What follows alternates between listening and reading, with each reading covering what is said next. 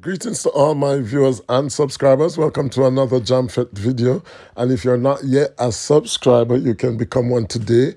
Join the JamFet family by hitting that subscribe button, and you will follow and keep up to date with all the happenings in Jamaica, Jamaican culture, and all the global affairs and international affairs. Everything, you name it, is here on JamFet. Now, social media went into overdrive last night as Jamaica lost to their bitter rivals, the United States, in the 4x100 meter finals, a race they just could not afford to lose. Boasting the three fastest women in the world, it was expected to be a formality for Jamaica, and that the only job they had really was to carry the baton around safely. In fact, there are many who expected Jamaica to challenge the current world record. However, that was not to be. They lost to the United States, and the blame game has begun. Many people are starting to point the fingers on the athletes. Some are pointing the fingers at the different athletes. But who exactly is to be blamed? JamFet is participating in the blame game because we have our idea as to who should be blamed for that loss. Now, we all know how Jamaicans are, and when you check social media, they absolutely demolished Kemba Nelson. There were those who were criticizing her leg, saying that she was not supposed to have been on the team, saying that we were supposed to have brought back Brianna Williams, etc. So many people were blaming Kemba Nelson for the loss. Now, clearly, we cannot argue that Kemba Nelson should have been replaced. That's a no-brainer, a non-starter argument, because Kemba Nelson finished second at the national trials, and that is what we use as the benchmark for selecting the team. So because of that, I can't really blame Kemba Nelson for being on the team. What I would say, however, is that the selectors are to be blamed for how they mismanaged Kemba Nelson. Kemba Nelson is the athlete with the least experience on that team. You cannot have a 4x1 and put your least experienced athlete to start. That is too much pressure. Too much pressure in terms of giving the team a good start, in terms of not false starting, in terms of making sure that the first baton change is done properly. That is a lot of pressure to put on your least experienced athlete. And especially Kemba Nelson is not known for her blazing start. So there is no argument really for having put Kemba Nelson on the first leg. The selectors also got it wrong with Elaine Thompson-Herah. Now, clearly, Elaine Thompson is not at her best, and Elaine Thompson was put on the second leg. Now, your second leg, the ABC of track and field, every Jack, Dick, and Harry know that when you're composing your 4x1, on your second leg, you have to put your best 200-meter runner. And in this case, our best 200-meter runner is Shericka Jackson.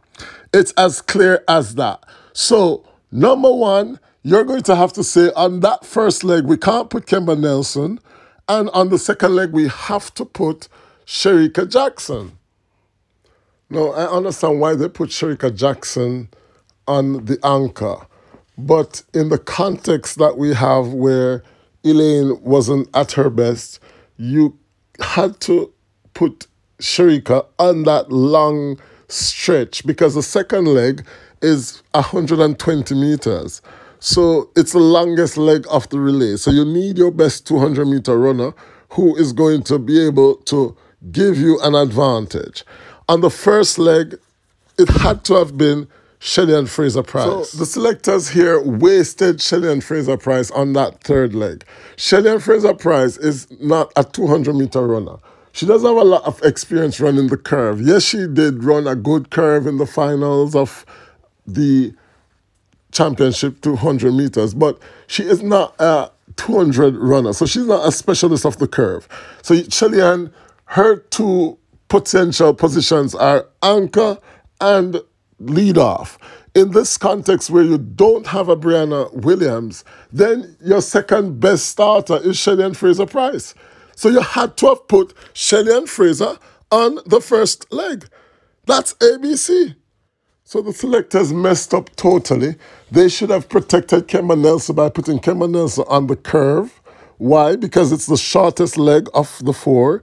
Kemba Nelson is the slowest of the four, and she's the least experienced. So you're going to put her to run the curve.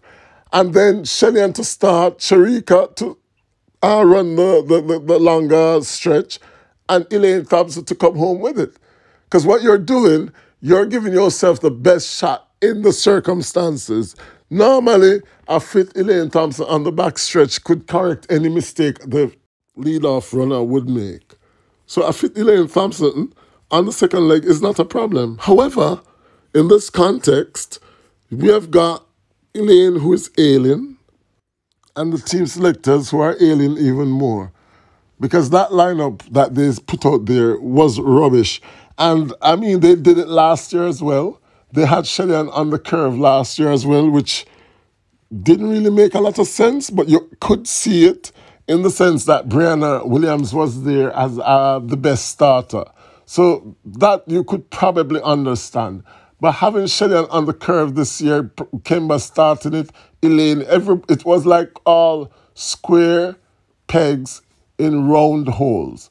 So the only person to blame, the only people to blame are those who select and manage Team Jamaica.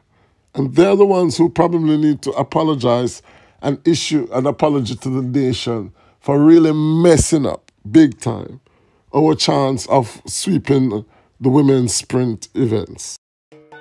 So those are my thoughts on what happened, but maybe I'm wrong.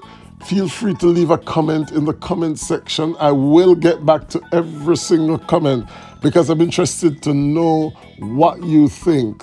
Leave me a comment in the comment section. Remember to like, share, and be sure to subscribe to the channel.